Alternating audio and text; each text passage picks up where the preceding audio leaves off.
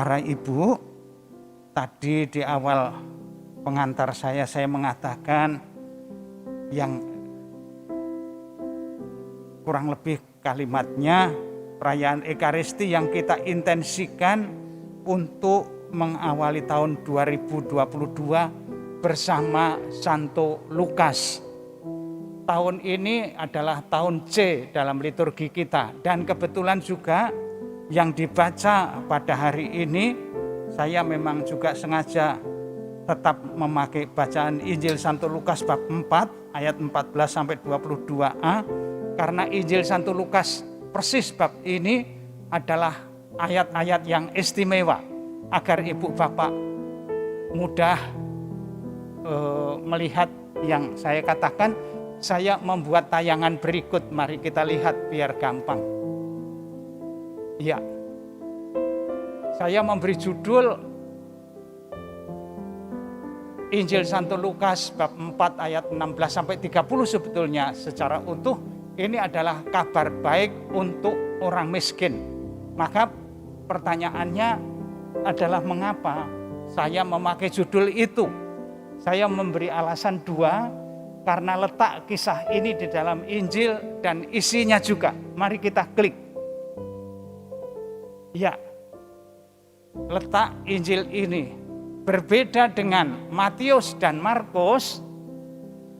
Lukas menaruh Yesus tidak diterima oleh orang-orang sekitarnya ini tidak di tengah karyanya. Matius dan Markus itu menaruhkan Injil ini pada bagian agak ke tengah Injil mereka, tetapi Santo Lukas justru di awal karya Yesus. Nah, Lukas nampaknya tujuannya adalah ingin menjadikan peristiwa ini kesempatan bagi Yesus untuk tampil dengan program pewartaannya. Nah, pengurus WKRI tentu saja setiap kali awal karyanya juga membuat program, ya kan? Maka wah, ini mirip Tuhan Yesus kalau begitu, WKRI ini hebat ini. Iya, tetapi Injil ini Santo Lukas menulisnya begitu. Nah, ini juga menjadi dasar mengapa saya tetap memilih bacaan ini agar kita semakin merasa perutusan Tuhan Yesus mengalir juga kepada WKRI melalui gereja kudusnya. Lalu mengapa ditempatkan di situ? Karena Lukas ingin menyampaikan program karya dan pelayanan Yesus yang luar biasa itu sejak awal karyanya. Kita klik lagi. Lalu isinya juga begitu. Saya memberi kalimat lengkap agar ibu-ibu lebih gampang mencerna kalimat saya. Mohon maaf, saya merasa kadang-kadang bahkan Pak Pur sendiri, Romo itu kadang-kadang menyampaikan sesuatu yang tidak lumrah, maka ini saya tulis saja di situ biar ibu-ibu gampang ya. Kalau diperhatikan dengan teliti, rencana besar atau program karya Yesus yang terdapat dalam Lukas bab 4 ayat 18-19 tadi diramu berdasarkan Yesaya bab 6 dan bab 61 maksud saya. Ya, mari langsung kita bandingkan saja, klik. Nah, ibu-ibu apakah bisa membaca tulisan yang kecil-kecil? Bisa ya, terima kasih. Kalau nanti ada yang mau memiliki kopian ini bisa mengkopi di ruangan audiovisual, tinggal nyolok USB-nya. Iya, atau nanti kalau perlu biarkan ditayangkan di YouTube oleh audiovisual. Lah, yang sebelah kanan Injil Santo Lukas, yang sebelah kiri adalah Yesaya. Yang berbeda, ibu bapak, saya beri tulisan merah. Roh Tuhan Allah ada padaku, dan segala macam. Ya, silahkan dibaca kalau sudah, karena saya mau klik lagi. Tapi tunggu dulu biar dibaca. Ya. Sebetulnya layarnya lebih jelas yang sebelah kiri. Kalau ibu-ibu sebelah kanan kabur, sebelah kiri lebih jelas. Sudah ya, kita klik lagi. Nah, ibu-ibu, dari perbandingan itu tampak bahwa Lukas menghilangkan bagian kalimat dan merawat orang yang remuk hati. Menghilangkan itu dari Yesaya, tetapi Lukas menambahkan yang B, menambahkan kutipan dari Yesaya 58 ayat 6 untuk membebaskan orang-orang tertindas.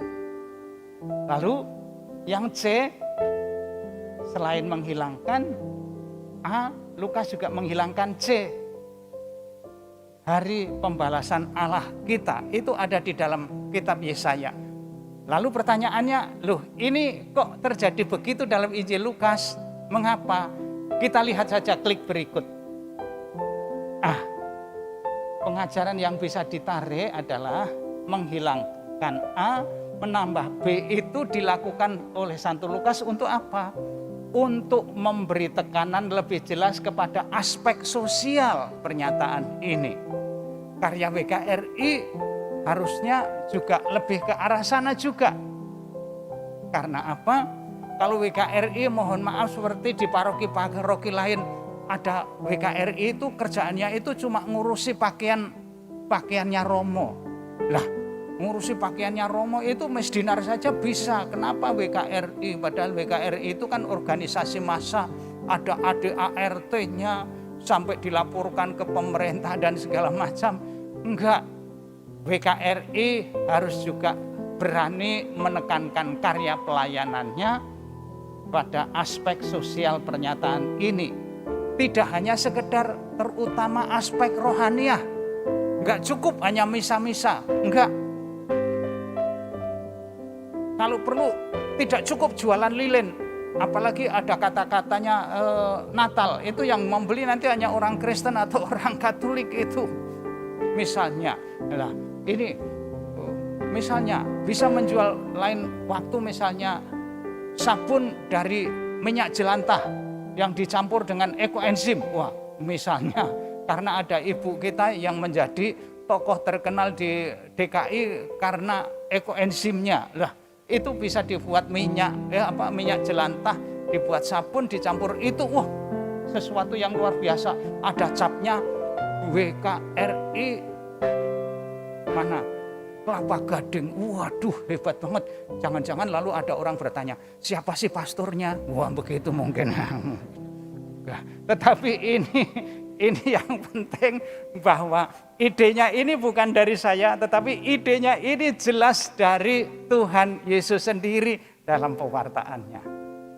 Nah, sampai di sini jelas, coba kita klik lagi. Nah, menghilangkan bagian C, yaitu tahun pembalasan, rahmat pembalasan itu tadi dihilangkan oleh Santo Lukas. Karena apa?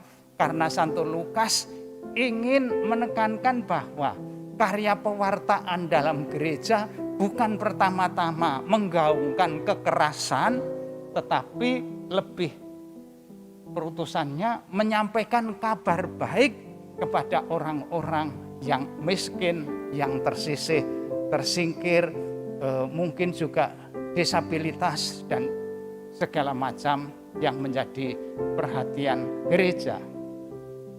Ibu bapak, saya merencanakan, tetapi sejauh ini baru saya pikir-pikirkan, belum saya rencanakan.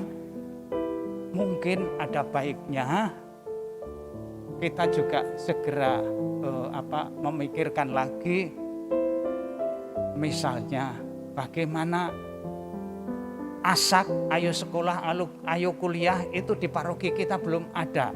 Kesulitannya bukan dananya, kesulitannya adalah petugasnya. Karena apa?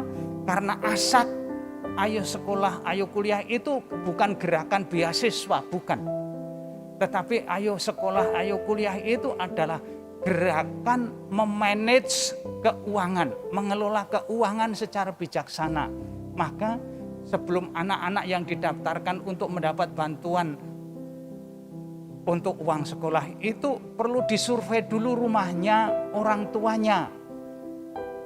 Karena jika tidak nanti jangan-jangan bisa meleset. Lah, kesulitannya adalah mencari relawan untuk survei ini. Tetapi saya sudah mendapatkan 2 orang, satu pria, satu wanita.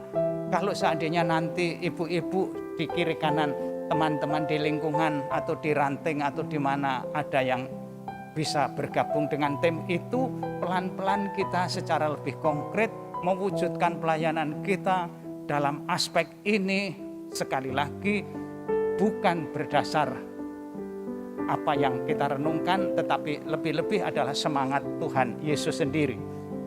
Sesudah tayangan tadi memang saya tidak membuat tayangan lagi karena saya tidak ingin khotbahnya lama-lama.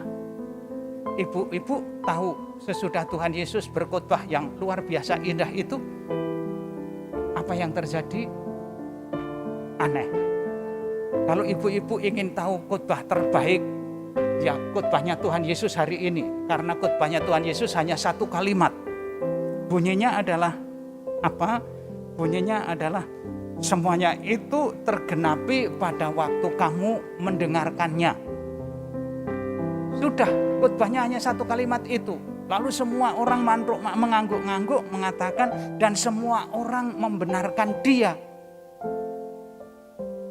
Tetapi ternyata khotbah baik itu belum tentu dilaksanakan. Karena pada ayat 22b sampai 30 lanjutan Injil ini yang tidak kita baca hari ini, orang yang mendengarkan yang tadinya mengangguk-angguk dan menyetujui apa yang dikatakan Yesus, mereka justru akhirnya menolak Yesus.